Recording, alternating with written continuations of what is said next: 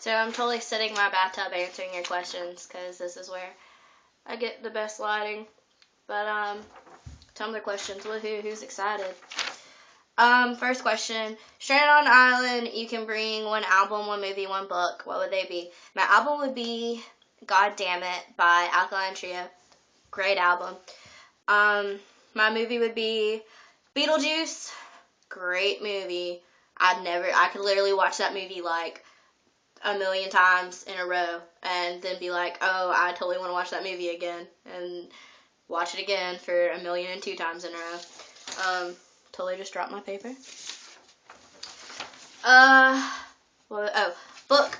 Recipes for Disaster and Anarchist Cookbook. I've read that book so many times. I never get tired of reading it. I could read it every day, all day long. Like, it's a good book. And I wish I had it memorized. It's probably like a goal in life of mine, subconsciously, to memorize it since I read it so much. So, that'd be my book. I got asked who my best friend was. My best friend, I have a lot of people I consider my best friend. Like, I'm very close with a lot of people. I talk to a lot of people daily. I share secrets with a lot of people. I trust a lot of people. But my absolute best friend would be my brother Todd. Like, he has been there for me more than anyone in the world I know. I'm dropping you guys. Great. Fucking shit up. But, he's been there for me more than, most anybody. And I feel like he's been there for me not because he feels like he has to be there for me because he's my brother, but because he legitimately wants to be there for me because I know a lot of people who have family members who aren't there for them, and I have a lot of family members who aren't there for me, so I'm not going to say that he's there for me because he's my brother. I'm going to say that he's there for me because he legitimately wants to be there for me, so we're going to consider him my best friend. How tall are you? Alright, this is a difficult question because when I go to, like, my regular everyday doctor, they're like, oh, you're 4'10" and 1/4. But when I go to my, like, specialty doctor, he's all like, oh, you're 4'11". So we're just gonna say I'm 4'11" because that is a lot easier to say than saying, oh, I'm 4'10" and 1/4. So we're gonna say I'm 4'11" because that's easier to say, like I said. And yeah. Story behind your tattoo. It's not really that big of a deal. Like, it's not like a super long, detailed story. It's kind of sweet, short, and to the point. My tattoo, it's not done. Like, it's just outline. But, it says, leave a pretty corpse in a banner over a coffin with some roses. It's really shallow. I want to leave a pretty corpse when I die.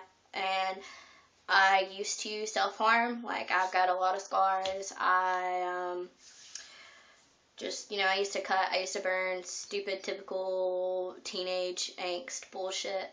Ended up putting a really big toll on my life. It was really stressful, all that jazz. So, I cannot get comfortable in my tub. Like, this is really awkward for me just sitting in my tub answering questions. But, anyways, yeah, okay, so I used to cut, I used to do stuff like that, all that stupid teenage bullshit. I have a lot of scars from it. A couple of days before I got my tattoo, I got my tattoo July 30th. The 21st, I believe it was my 1 year free of self-harm. Like, no form of self-harm at all, no cutting, no burning, no popping yourself with a rubber band, like, nothing like that.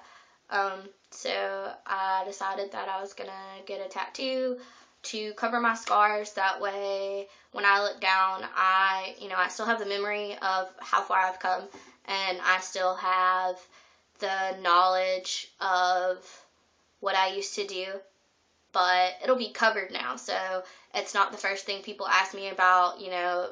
I do have a lot of people like, oh, why do you have that tattooed on you? And I can, I don't have to go into depth for it. I can just be like, because I like tattoos. I think tattoos are pretty, and that's my idea of a pretty corpse, stuff like that. But, It's definitely just to remind me of how far I've come, and that those scars that I have, I don't find them pretty, I don't find them attractive or anything like that.